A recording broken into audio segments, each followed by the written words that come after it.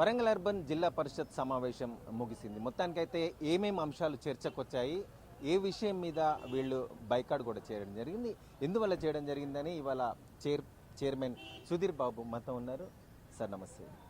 చెప్పండి, ఇవాళ జిల్లా పరిషత్ సమావేశం లోపల ఏ అంశాల మీద ఎజెండాలు పెట్టుకున్నారు, ఏ అంశాల మీద చర్చ?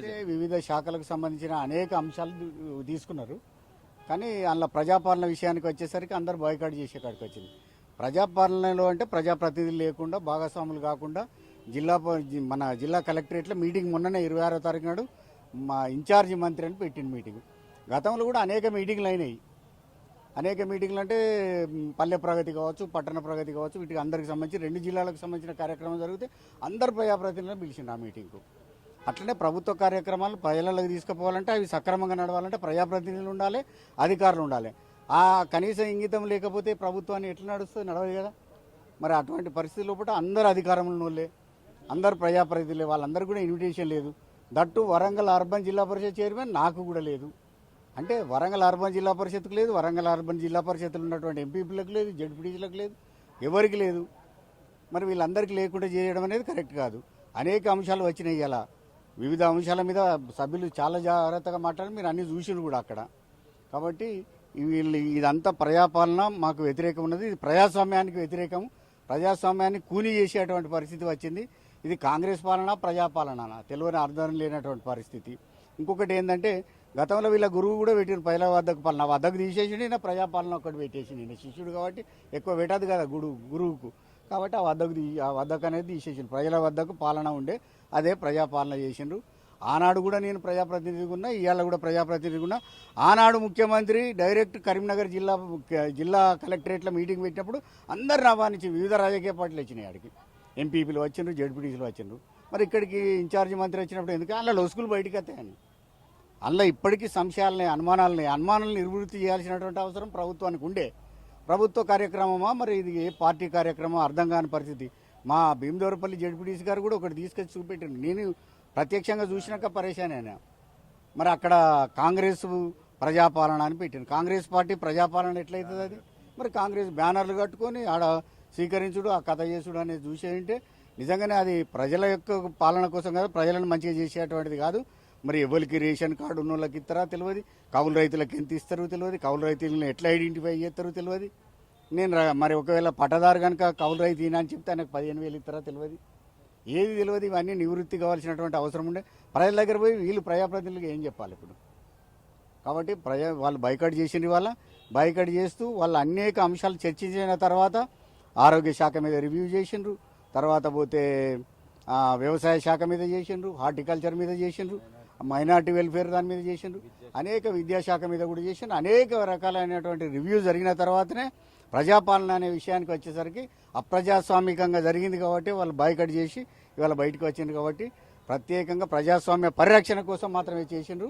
అది being a citizen of Telangana ప్రతి ఒక్కరు, అదేవిధంగా వరంగల్ అర్బన్ జిల్లా పరిషత్ సంబంధించినటువంటి మెంబర్స్గా కూడా వాళ్ళందరూ బైకాట్ చేసి ఇవాళ వచ్చిండ్రు. తదనంతరం కోరం చూసినాము, కోరం లేదు కాబట్టి ముగించేసినాము, వచ్చేసినాము. సరే, ఇవాళ ఏంటి ఒక చైర్మన్గా మరి మీరు కాంగ్రెస్ పార్టీలో ఎన్నిక కాబడ్డ ఎమ్మెల్యేలందరినీ ఆహ్వానించలేదా? ఎందుకు? అందరిని ఆహ్వానించిన మేము. అనేక మంత్రిని కూడా, పొన్నం ప్రభాకర్ గారు మంత్రి ఉంటే మంత్రిని కూడా ఆహ్వానించినాము. ఈ మన పాడి కౌశిక్ రెడ్డి గారు బీఆర్ఎస్ పార్టీ నుంచి ఎలక్ట్ అయినా, తర్వాత కాంగ్రెస్ పార్టీ నుంచి ఎలక్ట్ అయితేనే కదా వచ్చింది. ఆయన ఎమ్మెల్యే నాగరాజు గారిని ఇన్వైట్ చేయకపోతే ఆయన ఎందుకు వస్తాడు? ఆయన కూడా వచ్చిండు. ఎంపీ గారిని కూడా ఇన్వైట్ చేసినాము.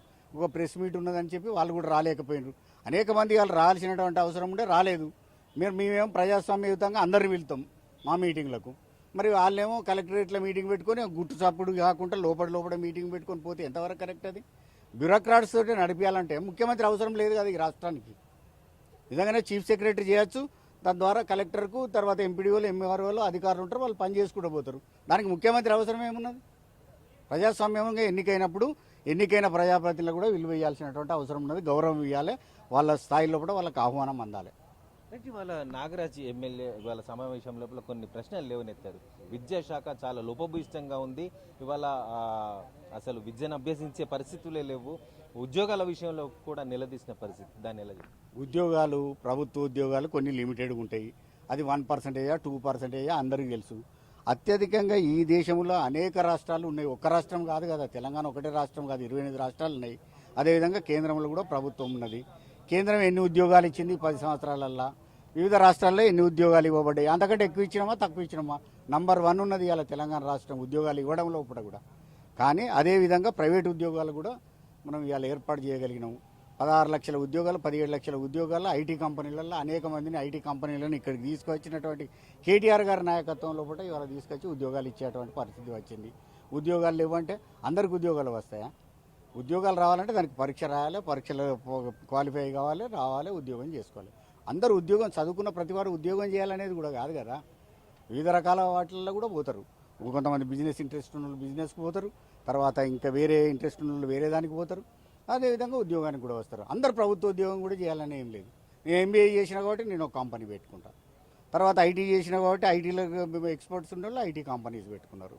కాబట్టి అందరూ ఉద్యోగాలు చేయాలని కాదు, ఉద్యోగానికి పోవాలన్నా ప్రభుత్వ ఉద్యోగాలు లెక్క ప్రకారం ఉంటే ఆ ఉద్యోగాలు చేసుకోవచ్చు.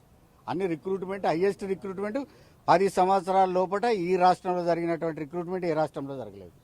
చాలా అద్భుతంగా మేము పాలన కొనసాగించాం, మా ప్రభుత్వంలో ఇచ్చిన ఉద్యోగాలు ఎవరు ఇవ్వలేదు, అంత గొప్పగా సాగించాం. కానీ ఇవాళ ప్రజా ప్రతినిధులుగా ఉన్న తమని ఇవాళ ప్రభుత్వం బేఖాతరు చేస్తుంది, విలువ ఇవ్వట్లేదు, కేవలం ఇది ఒక కాంగ్రెస్ ప్రజా పాలనలాగా కొనసాగిస్తుంది అని చెప్పేసి నిరసనలు తెలుపుతున్న పరిస్థితి. కాస్త ప్రజల్ని దృష్టిలో పెట్టుకోండి, ఎంపిక కాబడ్డ నాయకులం, మేము ప్రజలకి పోయి ఏం చెప్పాలి అర్థం కాని పరిస్థితి అని చెప్పేసి నిలదీస్తున్న పరిస్థితి. కెమెరామెన్ రాజుతో నరేందర్, RTV న్యూస్, వరంగల్.